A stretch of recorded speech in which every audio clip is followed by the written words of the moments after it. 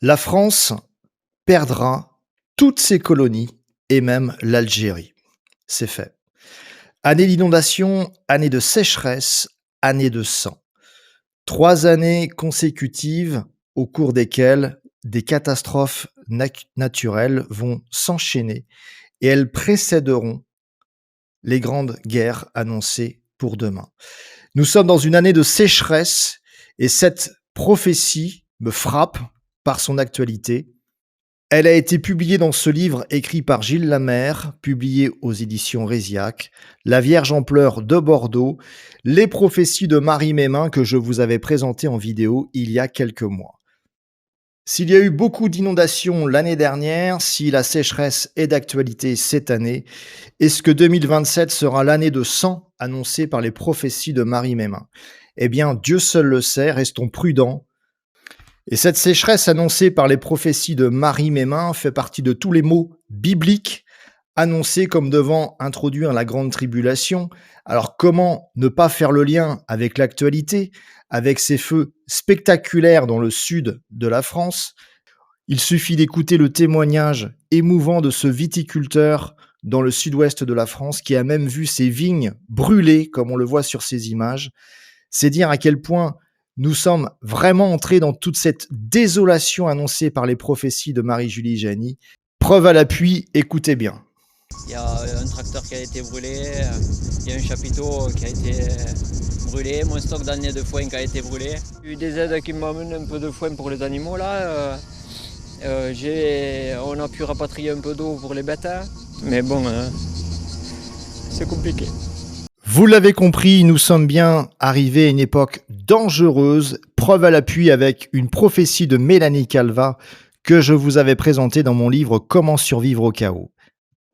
Cette prophétie de Notre-Dame de la Salette expliquait en détail la grande tribulation annoncée par le Christ, reprécisée par Mélanie Calva avec des épidémies à prévoir, une famine générale aussi, mais que avant que cela arrive, il y aura une espèce de fausse paix dans le monde. On ne pensera qu'à se divertir. Eh bien, c'est le cas avec ces faux accords de paix au Proche-Orient qui sont interrompus par des bombardements américains ou iraniens comme hier. Nous sommes bien dans une fausse paix avec des accords de paix bidons également annoncés par les prophéties d'Illmayer, mais aussi ces divertissements annoncés par Mélanie Calva. Eh bien, c'est une réalité. Les gens préfèrent se divertir à regarder des matchs de football de la Coupe du Monde plutôt que de prier pour leur propre survie. Chacun fait ses choix, ça n'est pas un jugement, c'est un constat.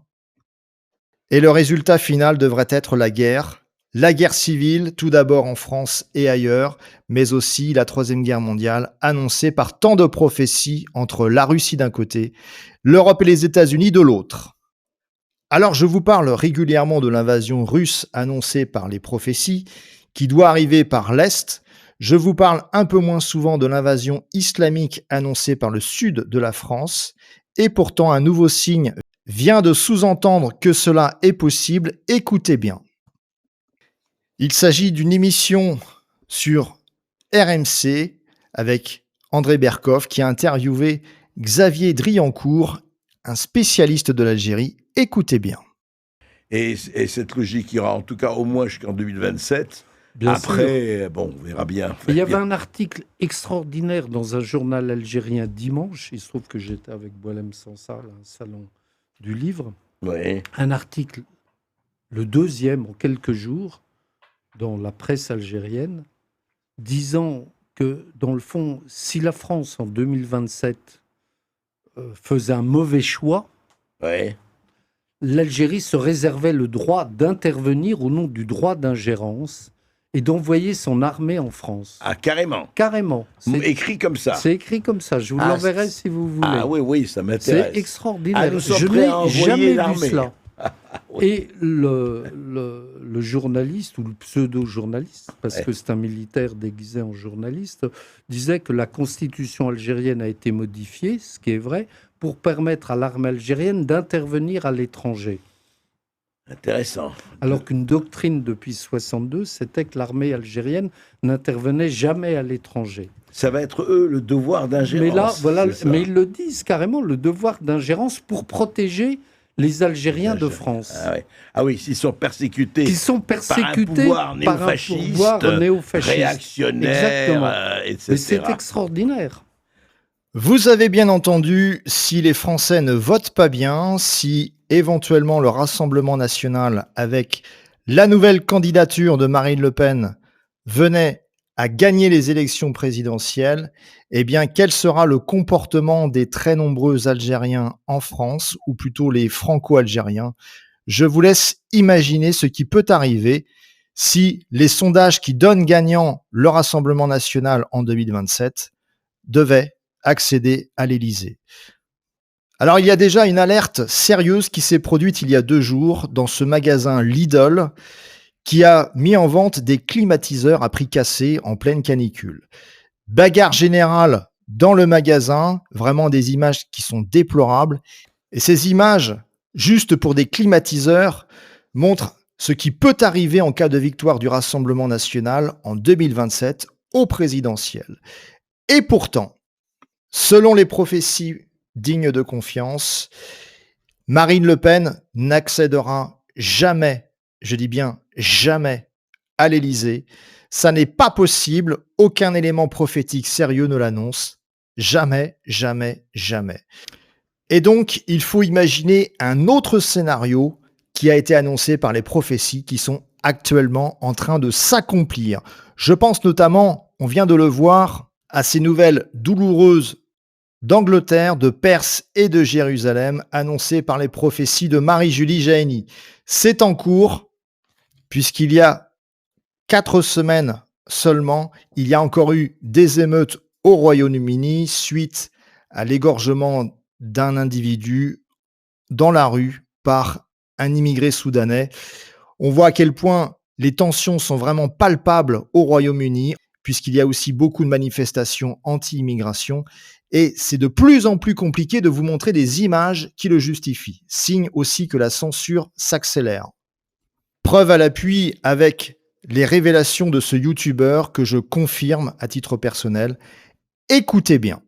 Ok tout le monde, j'ai décidé de faire une pause pendant environ 2 semaines sur la chaîne, vous avez sûrement dû le voir, et il a fallu qu'à ce moment-là, évidemment, la France, elle, ait décidé de n'en faire aucune de pause. Et je me suis dit que ce serait probablement le bon moment pour vous montrer pourquoi, d'ici quelques mois, ma chaîne YouTube va probablement se faire supprimer, et celle de beaucoup d'autres créateurs sur YouTube. Et ça, c'est lié au fait que l'Europe et la France va probablement rentrer en guerre, dans une guerre mondiale, hein, et ça contre la Russie. On peut le voir déjà hein, depuis plusieurs jours, comme quoi les États-Unis aurait démontré à l'Europe et à d'autres pays dans le monde que la Russie est sur le point d'attaquer l'Europe, la Pologne. Ça serait comme ça une guerre de proxy où en fait c'est pour nous atteindre nous. Évidemment, si la Pologne se fait attaquer, on va devoir rentrer en guerre avec eux. Ça va partir dans quelque chose qui va être complètement débile. Le plus important, c'est que l'Europe en tout cas, elle y croit. Ou elle veut nous faire croire qu'effectivement on va rentrer en guerre avec eux dans pas si longtemps que ça. Ça aurait été d'ailleurs jamais été aussi près que maintenant. Tout ça sera lié avec évidemment cette maléfique nouvelle qui est tombée sur YouTube avant-hier maintenant.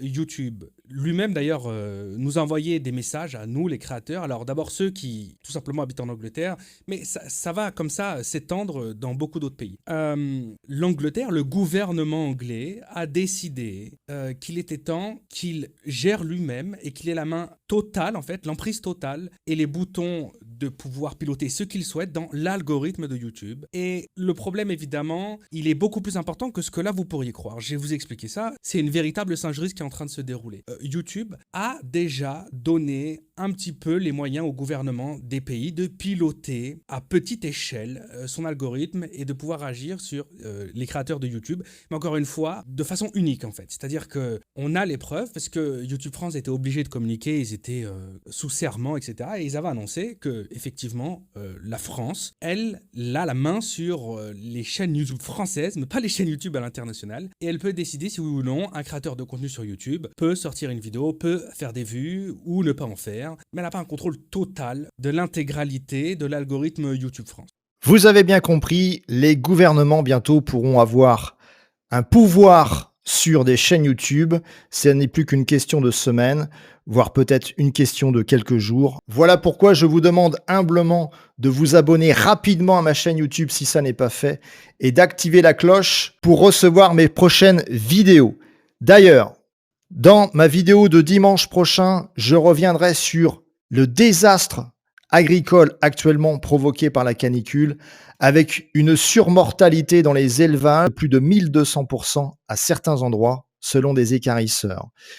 Je vous présenterai aussi bientôt une interview d'un ancien policier qui connaît les prophéties de Marie-Julie Jahenny et qui nous parlera de l'insécurité réelle dans les grandes villes. Son avis est cinglant, la guerre civile a déjà commencé, des territoires perdus de la République sont des zones de non-droit, il vous expliquera tout ce qu'il a vu, vous verrez, ça vaut le détour. Également, dans mes prochaines vidéos, je vous présenterai des prophéties du nord-ouest de la France, notamment une de Rennes que j'ai retrouvée dans un vieux livre, qui annonce le retour de la guillotine en place publique pour exécuter des chrétiens. Quand même. Vous retrouverez cette prophétie, page 132 de ce livre, Le ciel en colloque, avec Marie-Julie Jahenny, que je ne vous présenterai pas dans cette vidéo. Et donc, je vous présenterai toutes les prophéties dans une vidéo politiquement correcte de Bretagne, de Normandie, des Pays de la Loire, mais aussi de la Touraine. Et il y en a un petit paquet. Je vous présenterai aussi une autre vidéo sur toutes les prophéties annonçant ce qui risque de se produire dans le sud-ouest de la France, du côté de Bordeaux, Périgueux, Toulouse, Lourdes, mais aussi Narbonne, le Midi en général. Je vous présenterai aussi une vidéo concernant le sud-est de la France, notamment pourquoi on nous annonce un tremblement de terre ici. Je vous présenterai cette prophétie, mais aussi des prophéties qui concernent la Salette du Saint-Curé d'Ars, Marseille surtout, la Côte d'Azur en général, et je vous présenterai aussi dans une autre vidéo les prophéties sur le nord de la France. Il y en a notamment une qui concerne Calais, d'autres qui concernent Amiens, mais aussi Rouen, et la ville de Lille et sa région. Alors j'espère sincèrement que ces vidéos, je pourrai avoir le temps de les publier avant la surveillance numérique qui va démarrer, comme on vient de le voir, si ça n'est pas déjà fait. Et donc, je vous redis ce que je vous ai annoncé dans une récente vidéo. Je ferai bientôt des vidéos uniquement réservées aux abonnés de cette chaîne YouTube, probablement à partir de septembre, et cela uniquement par discrétion, par sécurité.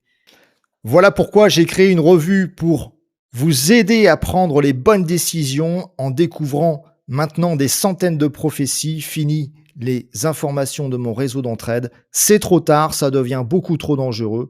Et donc, si vous voulez découvrir toutes ces prophéties, je ne fais vraiment pas ça pour vous vendre des abonnements, mais uniquement pour vous aider dans votre discernement.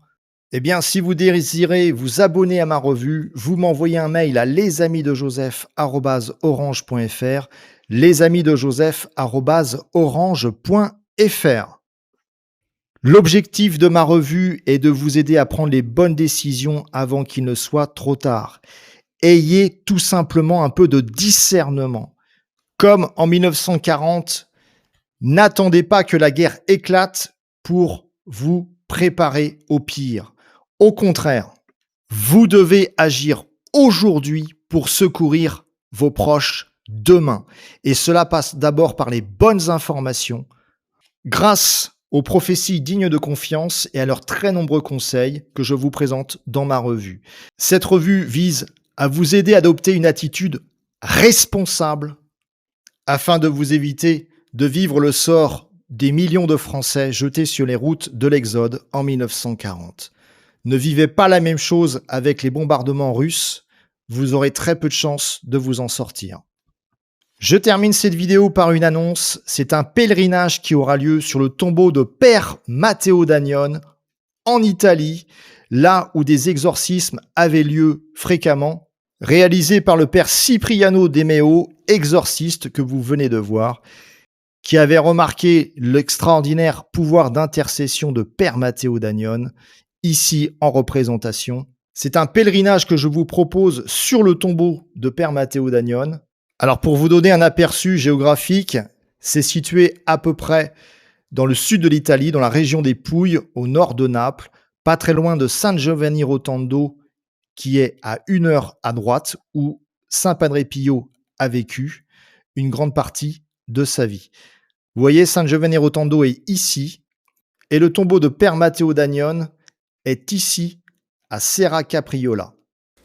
Alors voici ce sanctuaire tout discret, qui est une simple église, et pourtant, là-bas, c'est comme la chaumière de Marie-Julie Jahenny, il y a de puissantes conversions, mais aussi les gens qui touchent le tombeau de Père Matteo d'Agnone reçoivent l'équivalent d'un exorcisme.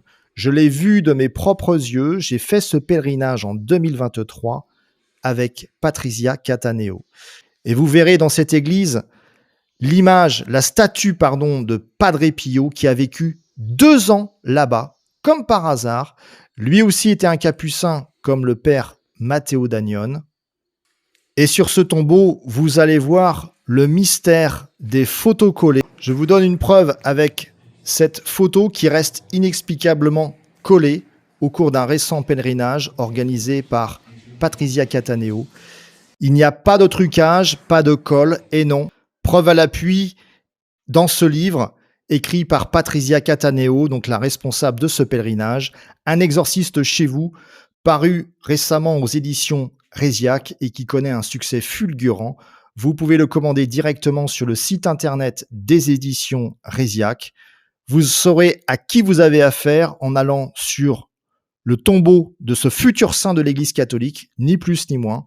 Et cela reste évidemment sous la protection de l'Église catholique, puisque Patrizia Cataneo, qui est une franco-italienne, eh bien, elle travaille avec des prêtres exorcistes de l'Église catholique, et vous pourrez peut-être d'ailleurs rencontrer un prêtre exorciste si vous prenez contact avec elle et que vous participez à l'un de ces pèlerinages. Je pense notamment à celui-ci du 20 au 23 août 2026 que Patrizia organise.